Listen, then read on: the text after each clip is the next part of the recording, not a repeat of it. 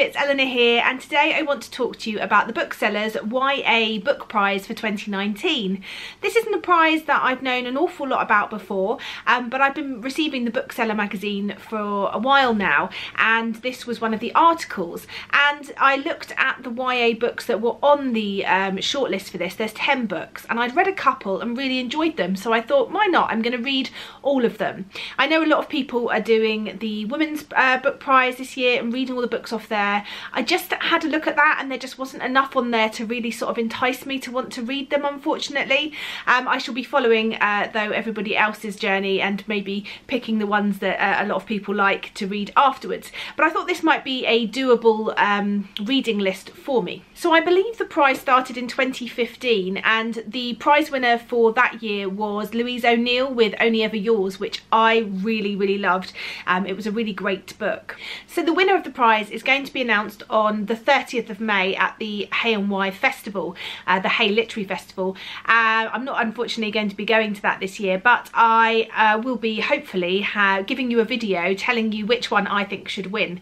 So there's 10 books, let's talk about those, and I'll tell you the ones I've read already, and then I will show you the ones that I'm planning on reading, which is all the others, and then I will come back to you with videos in the next few months letting you know how I'm getting on with them and what ratings they are. So the first book on the list is Louise O'Neill's feminist retelling of The Little Mermaid. It's called Surface Breaks.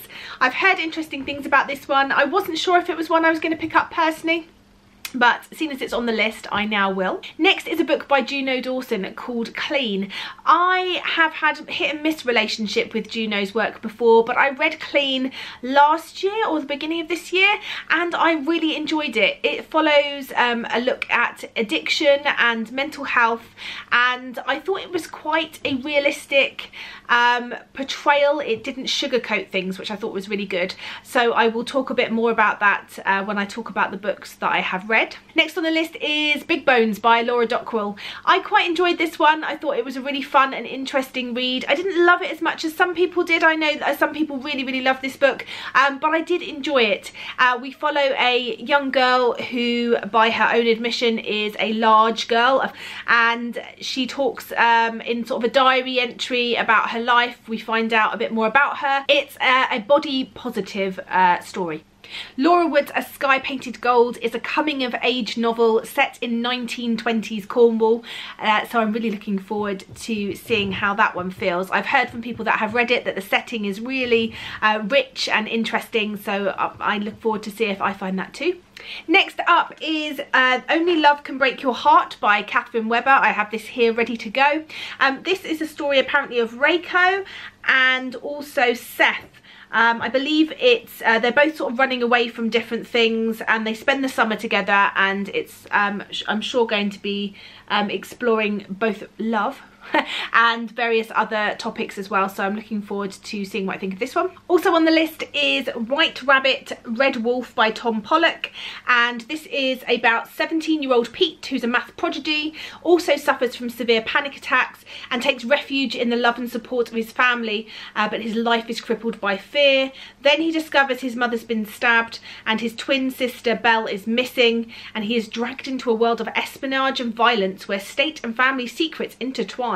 And can his exceptional skills and instinct save him? This sounds like a wild ride. I Am Thunder by Mohammed Khan is about a 15-year-old girl who doesn't really get many people paying attention to her. A new boy at school pays attention and leads her down a potentially dark path.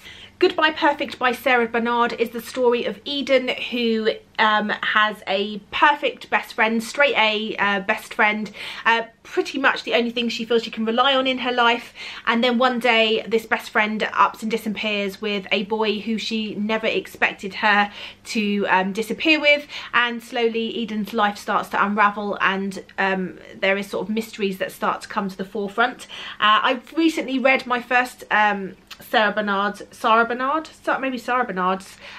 book and really enjoyed it, and I'm looking forward to seeing if this one is equally as good. I Was Born for It by Alice Oseman is a book that I started a while back, but I just wasn't in the right mood for it. I think it's going to be great anyway. I do love Alice Oseman's writing. I was very lucky that I was given this arc a while back, so this isn't what the real copy looks like.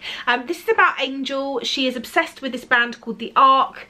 They're a sort of a boy band, a teenage sort of pop rock trio, it says, and she's heavily entrenched in the fandom. She ends up going up to meet her online friend Juliet, who is also into that fandom, and they're going to watch a concert together.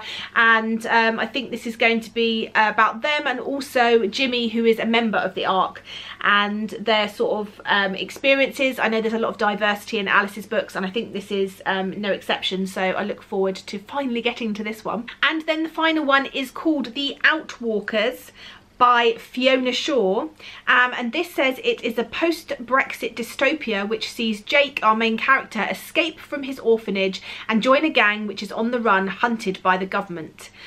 So many books there that I'm really intrigued to pick up. A couple that I may not have picked up had it not been for the awards, so I'm really looking forward to reading those and seeing if it's a pleasant surprise. And keep an eye out for videos about the YA Book Prize. I will, there's 10 books, so I think I might do them in sort of 5 videos of 2, letting you know my thoughts on the books, or I might just do it in two lots of 5. I'll see how I get on, but I will certainly be coming back to you before the end of May to tell you which one of these I think is deserving of the YA Book Prize. Anyway, let me know, have you read any of these? Have you read all of them? Which one would be your pick? Do you fancy following along with this as well? Or are you already following along? Let me know in the comments down below, and I look forward to speaking to you all soon. Bye for now, BookTube.